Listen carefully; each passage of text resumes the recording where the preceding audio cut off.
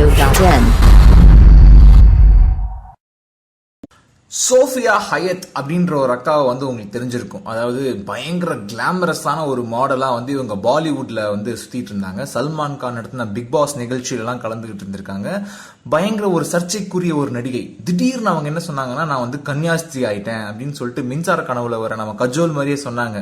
இனிமேல் எல்லாரும் என்னைய வந்து மதர் அப்படின்னு தான் அழைக்கணும் அப்படின்னு சொல்லியிருந்தாங்க. சரி, என்னடா இது வம்பா போச்சு, இந்த அக்கா சொல்லுதே நம்மளும் கூப்பிடுவோம் அப்படின்னு சொல்லிட்டு உலகமும் ஒத்துக்குச்சு. இனிமேல் நீங்க வந்து மதர் தான், மதர் சுப்பீரியர் அப்படின்னு நாங்க உங்களை கூப்பிடுறோம் அப்படின்னு சொல்லிட்டாங்க. இப்ப சமீபத்தில் என்ன பண்ணாங்கன்னா, இன்ஸ்டாகிராம்ல வந்து யோகா பண்ற மாதிரி ஒரு போஸ் எடுத்து போட்டிருக்காங்க சார்.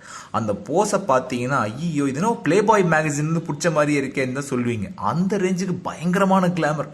ஸோ பார்த்தவங்க என்ன சொன்னாங்கன்னா, இந்த அக்கா வந்து ஒரு பப்ளிசிட்டி ஸ்டண்டா தான் வந்து கன்னியாஸ்திரி ஆயிருக்கிறாங்க அப்படின்னு சொல்லி பயங்கரமான கிரிட்டிசிசம். இது கூட பரவாயில்லைங்க, இதுக்கு அந்த அக்கா சொன்ன பதில் தான் பயங்கரமான பதில். என்னன்னா, ஏன் சார் பொண்ணுங்களை மட்டும் பயங்கரமா விமர்சிக்கிறீங்க, நான் அப்படி என்ன தப்பு பண்ணிட்டேன்? இப்ப பாபா ராம்தேவ் வந்து யோகா பண்றார், அவரு போட்டிருக்கிற ட்ரெஸ்ஸை விட நான் கொஞ்சம் அதிகமா தான் போட்டிருக்கேன். யோகா பண்ணும்போது அவர் போட்டிருக்கிற ட்ரெஸ்ஸை பாருங்க அப்படின்னு சொல்லிட்டு ஒரு பிட்ட போட்டாரு பாருங்க. ஐயோ, ஆனாலும் பாபா ராம்தேவ் பார்த்தப்ப ஆமாங்க கொஞ்சம் கம்மியா தான் போட்டிருக்காரு.